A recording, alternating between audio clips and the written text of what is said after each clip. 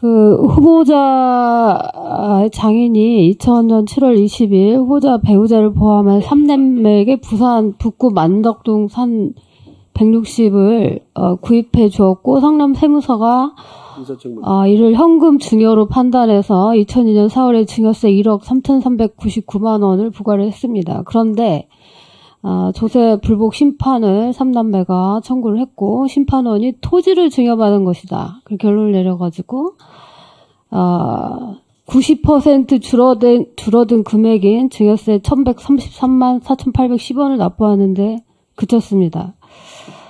교수님이 보시기에 이 부동산 매매액의 자금을 증여한다면 이것은 현금 증여입니까? 부동산 증여입니까?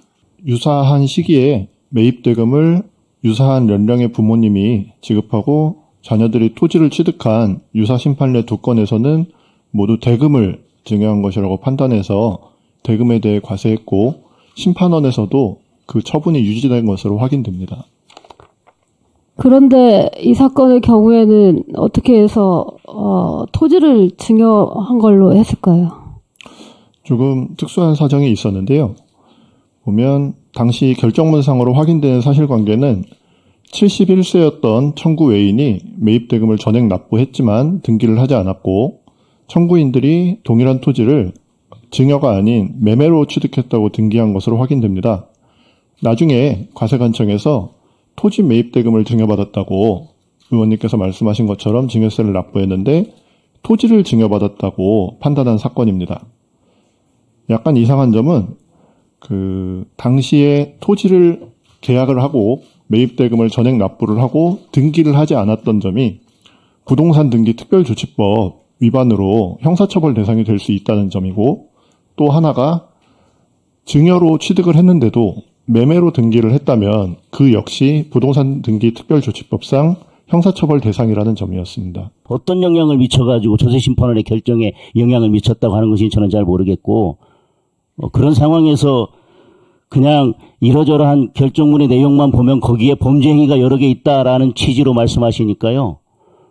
국민들이 볼 때 어떻게 받아들여질지 참 모르겠습니다. 조세심판의 결정입니다. 심판의 결정을 가지고 얘기하는 게 아니라 지금 어떤 사실관계를 놓고 결정이 있기 전에 어떤 의견을 묻는 게 아니라 이미 결정이 내려졌습니다. 거기에 법률 전문가도 있고 법관도 있고 변호사도 있고요. 조세 전문가들이 거기에 앉아서 사실관계와 증거에 의해서 법리에 의해서 판단한 것입니다. 잠시 답변 드려도 되겠습니까? 됐습니다. 질문 마치겠습니다. 예. 자, 잠깐만. 답변해 보세요. 예. 약간 오해가 있으신 것 같아서 말씀드리면은 조세심판원, 국세심판원은 우리 헌법상 사법 절차는 아닙니다. 행정 절차에 포함됩니다. 그리고 사법 절차의 경우에도 사법 절차가 아니고 여기 가르치려고 하지 마시고 어떡해. 의견만 말씀해 보세요. 의견만. 예. 아니 잠깐만 의견을 말씀해 보세요. 강의하듯이 얘기하지 말고. 예.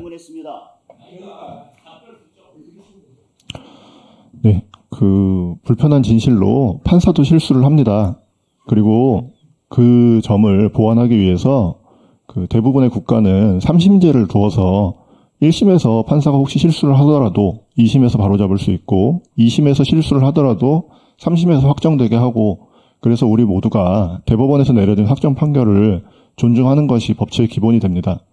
그런데 국세심판원은 말씀하신 대로 여러 가지 사법 절차를 준용하는 좋은 점이 있음에도 불구하고 치명적인 단점이 하나 있는데 어떤 것이냐 하면 국세심판원에서 이처럼 다른 처분과 달리 당시에는 다 기각이 되었던 처분에 대해서 인용을 해버려서 취소를 해버릴 경우에 국세청, 과세관청의 입장에서는 아무리 분하고 억울해도 이것이 분명히 실수고 잘못된 점이 있더라도 그에 대해서 소송을 제기할 수가 없도록 되어 있습니다.